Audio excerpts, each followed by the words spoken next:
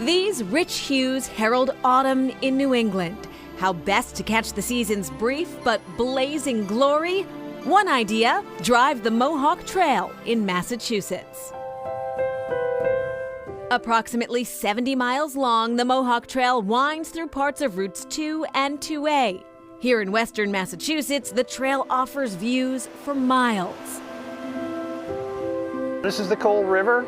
It flows down from the Hoosick Mountain Range to our west. It flows into the Deerfield River. It's well known for its fly fishing.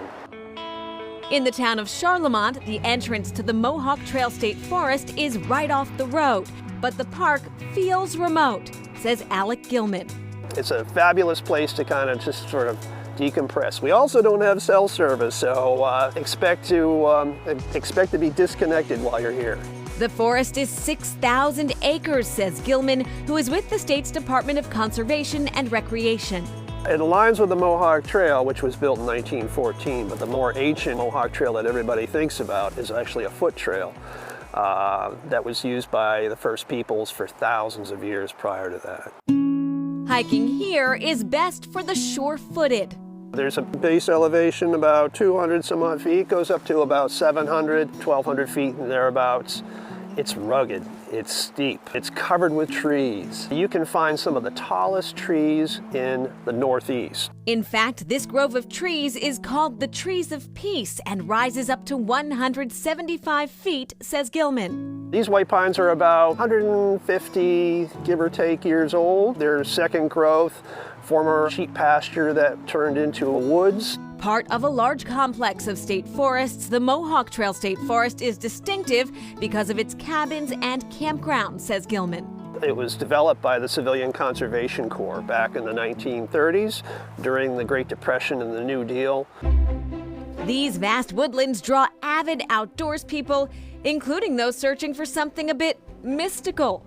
Bigfoot believers swear by sightings in this area. I don't know if such a thing exists here. When people come into the woods, their imaginations run wild.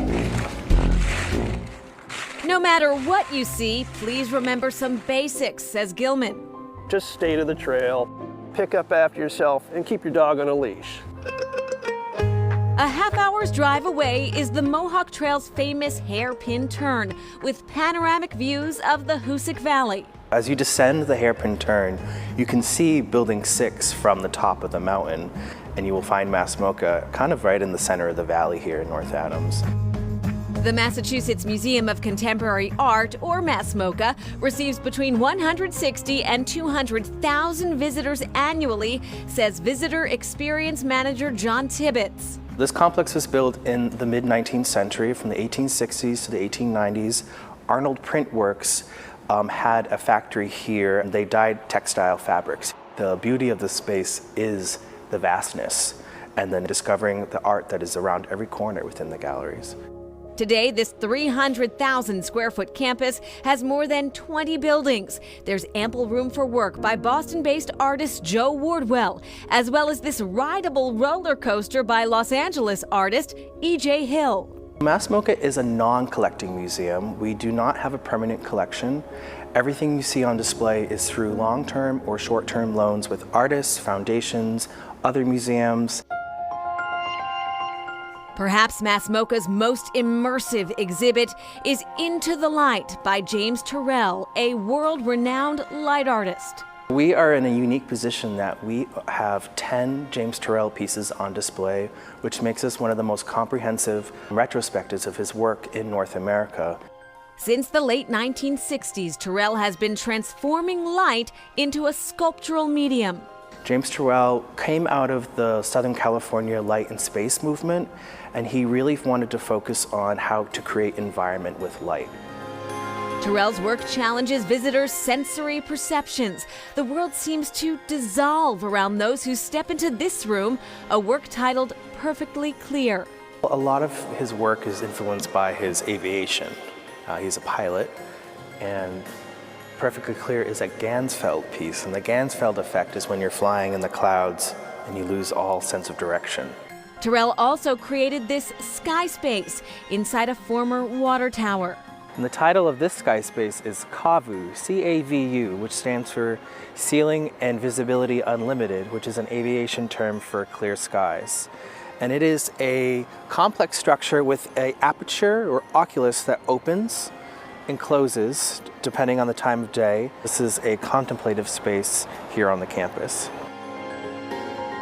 A fitting way to relax before getting back on the Mohawk Trail.